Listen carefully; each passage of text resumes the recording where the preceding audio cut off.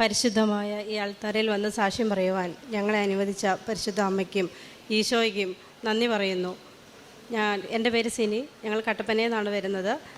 2024 July 8-ാം തീയതിയാണ് ഇവിടെ വന്ന് ഉടമ്പടി എടുത്തത്. അതിനുള്ള കാരണം എൻ്റെ ഇളയ മകന് ഒരു ചെവി വേദന വന്നതാണ്. ജൂൺ 21-ാം തീയതി ഒരു വെള്ളിയാഴ്ച ഇവന് ചെവിക്ക് ഒരു വേദന പറയുന്നു. ഞങ്ങൾ എന്നിട്ട് അന്ന് രാത്രി പറഞ്ഞതുകൊണ്ട് വലിയ കാര്യമായ വേദനയൊന്നും ഉണ്ടായിരുന്നില്ല. ശനിയാഴ്ച ഞങ്ങൾ രാവിലെ ആശുപത്രിയിൽ അവിടെ സെൻറ്റ് ജോൺസ് ഹോസ്പിറ്റലിൽ ഇവനെ കൊണ്ടുപോയി കാണിച്ചു.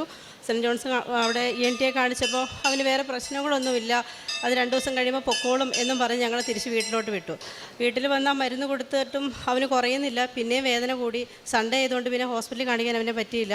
അത് കഴിഞ്ഞ് പിന്നെ തിങ്കളാഴ്ചയുള്ളൂ. തിങ്കളാഴ്ച അവന് വേദന സഹിക്കാൻ പറ്റാത്ത വേദനയായിപ്പോൾ എന്നാൽ കുറച്ചും കൂടെ നല്ലൊരു ഹോസ്പിറ്റലിൽ കാണിക്കാം എന്ന് വിചാരിച്ച് ഞങ്ങൾ തൊടുപുഴ സെൻറ്റ് മേരീസ് ഹോസ്പിറ്റലിൽ ഇവനെ കൊണ്ടുപോയി കാണിച്ചു. അവിടെ കാണിച്ചപ്പോൾ ഡോക്ടർ ആൻറ്റിബയോട്ടിക് ടാബ്ലറ്റ്സ് ഒക്കെ തന്നു വിട്ടു. കുറഞ്ഞില്ലെങ്കിൽ വന്നാൽ മതി എന്നും പറഞ്ഞു വിട്ടു. അങ്ങനെ ഞങ്ങൾ അന്ന് തന്നെ തിരിച്ച് വീട്ടിലോട്ട് പോന്നു. അന്ന് രാത്രി ആയപ്പോഴും ഇവന് വേദന കുറയുന്നില്ല, പഴയതിനെക്കാട്ടിലും വേദന കൂടാൻ തുടങ്ങി. പിന്നെ ഒട്ടും വെച്ച് താമസിപ്പിച്ചില്ല. പിറ്റേ ദിവസം തന്നെ ഞങ്ങൾ രാവിലെ വീണ്ടും തൊടുപുഴ സെൻറ്റ് മേരീസ് ആശുപത്രിയിലേക്ക് ഞങ്ങൾ പോയിരുന്നു. അവിടെ ഒന്ന് സ്കാൻ ചെയ്തപ്പോൾ അവൻ്റെ ചെവിയുടെ സൈഡിൽ പഴുപ്പുണ്ടെന്ന് പറഞ്ഞു. അങ്ങനെ CRP ലെവൽ 7 ആണെന്ന് പറഞ്ഞു. അന്ന് അവിടെ അഡ്മിറ്റാക്കി ആൻറ്റിബയോട്ടിക് സ്റ്റാർട്ട് ചെയ്തു. പിറ്റേ ദിവസം ആയപ്പോൾ വീണ്ടും ഒരു ബ്ലഡ് ടെസ്റ്റ് ചെയ്തപ്പോൾ CRP ലെവൽ വീണ്ടും 10 ആയി. അന്നും കുറയുന്നില്ല.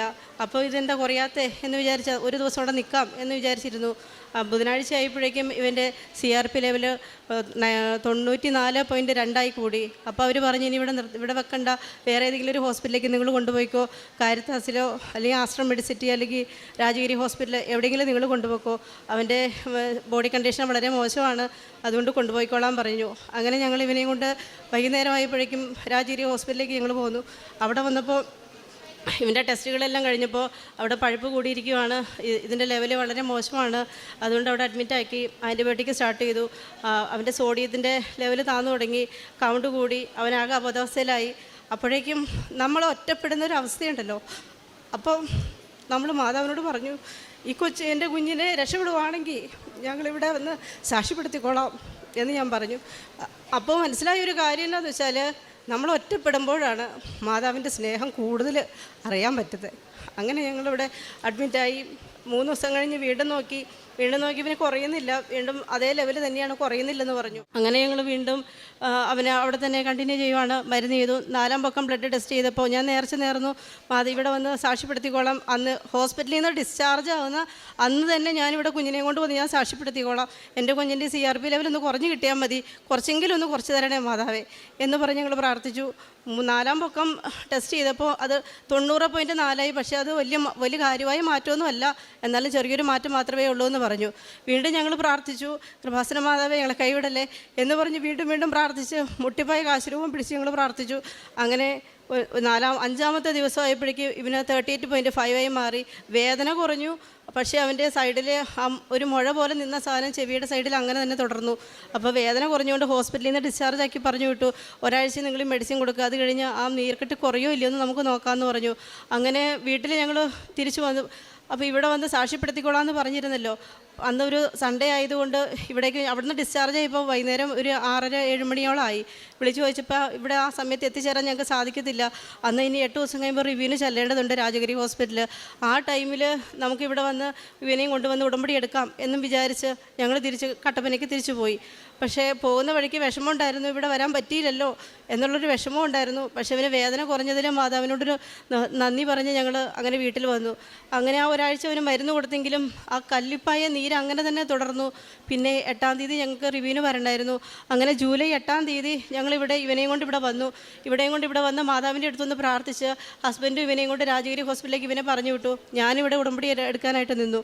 വൈകുന്നേരം 8:15 ആയി. അവർ ആശുപത്രിയിൽ നിന്ന് ടെസ്റ്റും കാര്യങ്ങളെല്ലാം കഴിഞ്ഞ് വരുമ്പോൾ ഇടയ്ക്ക് വിളിച്ച് ചോദിച്ചപ്പോൾ പറഞ്ഞു, അവൻ്റെ ആ ഒരു കല്ലിപ്പ് 2.5 cc ലെവലോളം സൈസ് ഉണ്ട്, നമുക്ക് നോക്കാം, ഒരു ആഴ്ചയും കൂടെ ആൻറ്റിബയോട്ടിക് കൊടുക്കാം, എന്നിട്ട് കുറഞ്ഞില്ലെങ്കിൽ നമുക്ക് അത് റേഡിയേഷൻ ചെയ്ത് കരിക്കുകയോ അല്ലെങ്കിൽ വേറെ എന്തെങ്കിലും റെമഡീസ് ചെയ്യാമെന്ന് ഡോക്ടർമാർ പറഞ്ഞു.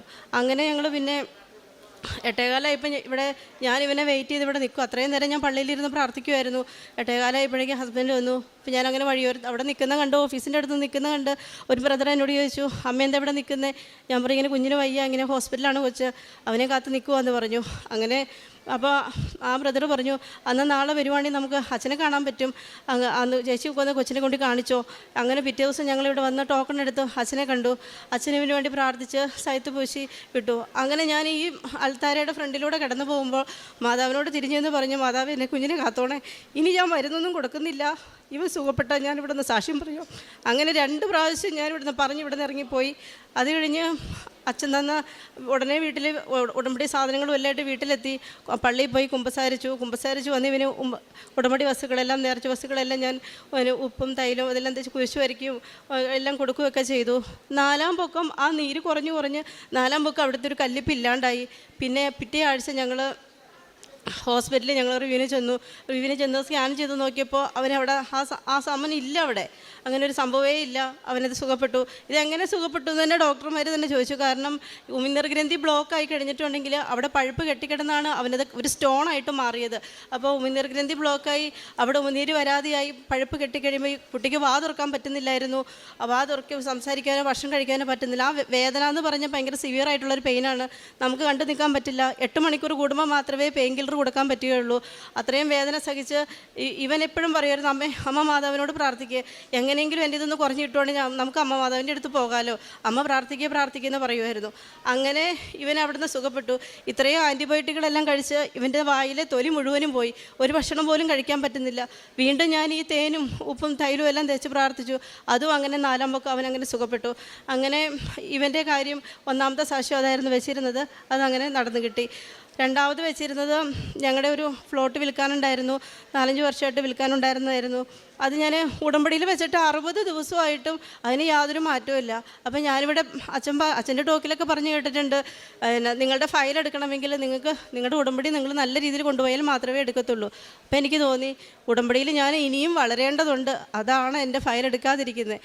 ഒരു ദിവസം ഞാൻ ഈ ഫയൽ എടുത്ത് വെച്ച് ഞാൻ മാതാവിൻ്റെ മുന്നിൽ കൊണ്ടുവച്ച് കാണിച്ച് ഞാൻ പ്രാർത്ഥിച്ചു, മാതാവിൻ്റെ ഫയൽ കണ്ടോ, ഇതിൽ വെച്ചിരിക്കുന്ന കാര്യം എങ്ങനെയെങ്കിലും നടത്തി തരണം എന്നാലാണ് നമുക്ക് വീണ്ടും വീട്ടിലുള്ളവർക്കും കുറച്ചും കൂടെ വിശ്വാസത്തിലേക്ക് വരാൻ പറ്റുകയുള്ളൂ എന്ന് പറഞ്ഞ് പ്രാർത്ഥിച്ചു. അന്ന് രാത്രി ഞാനൊരു സ്വപ്നം കാണുക, മാതാവ് പറഞ്ഞു എൻ്റെ അടുത്ത്, നീ ഒന്നും കൂടെ പോയി അവിടെ പോയി ഉപ്പിട്, എന്നാൽ അത് വിൽക്കപ്പെടും എന്ന് പറഞ്ഞു. അന്ന് നേരം വെളുത്ത് വൈകിട്ടായപ്പോഴേക്കും ഞാൻ ആ പറമ്പിൽ പോയിട്ട് ഉപ്പ് വിതറി വിശ്വാസ പ്രമാണം ചൊല്ലി പ്രതിഷ്ഠീകരണ പ്രാർത്ഥനയും ചൊല്ലി പ്രാർത്ഥിച്ച് ഞാൻ തിരിച്ചു പോന്നു. പിറ്റേ ദിവസം ഒരു ചൊവ്വാഴ്ചയായിരുന്നു. ഞാൻ ഉടമ്പടി ധ്യാനം കൂടിക്കൊണ്ടിരിക്കുമ്പോൾ ഒരു 11 മണിയായപ്പോൾ എൻ്റെ ഹസ്ബൻഡ് വിളിച്ചിട്ട് പറഞ്ഞു ആ സ്ഥലം കച്ചവടമായിന്ന്. അങ്ങനെ അമ്മ മാതാവ് അവിടെയും ഞങ്ങളെ സഹായിച്ചു. പിന്നെ 3-ാമത്തെ ഉടമ്പടി വെച്ചിരുന്നത് ഹസ്ബൻഡിൻ്റെ വർഷങ്ങളായിട്ട് ഫാറ്റ് ലിവർ ഉണ്ടായിരുന്നായിരുന്നു. ഒരിക്കലും ഒരു നോർമൽ സ്റ്റേജിലേക്ക് ഉണ്ടായിരുന്നില്ല. അപ്പോൾ അതിനു വേണ്ടിയായിരുന്നു പ്രാർത്ഥിച്ചത്. അത് നോർമലായി കിട്ടി.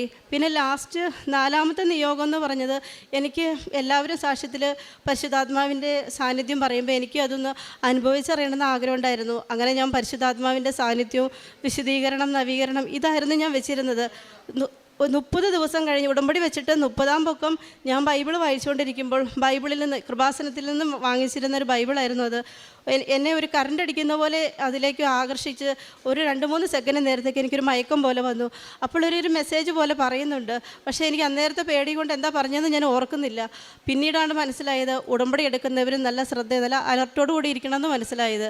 പിന്നീട് ഞാൻ ബൈബിൾ വായിക്കുമ്പോൾ ഞാൻ ശ്രദ്ധിച്ചിരിക്കും എന്തെങ്കിലും മെസ്സേജ് വരുന്നുണ്ടോ. അങ്ങനെ പിന്നീട് എനിക്ക് 2 പ്രാവശ്യം മെസ്സേജ് കിട്ടി. അങ്ങനെ ഞാൻ വളരെ ഹാപ്പി ആയിരുന്നു. അങ്ങനെ ആ പരിശുദ്ധാത്മാവിൻ്റെ സാന്നിധ്യവും അനുഭവിച്ചറിയാൻ കഴിഞ്ഞു. അങ്ങനെ ഉടമ്പടിയിലായിരിക്കുമ്പോൾ 6 നിയോഗത്തിൽ 4 നിയോഗവും ആദ്യത്തെ പുതുക്കലിൽ തന്നെ എനിക്കെല്ലാം സാധിച്ചു കിട്ടി. ഇത്രയും അനുഗ്രഹങ്ങൾ നൽകിയ അമ്മ മാതാവിന് എത്ര നന്ദി പറഞ്ഞാലും മതിയാവുകയില്ല.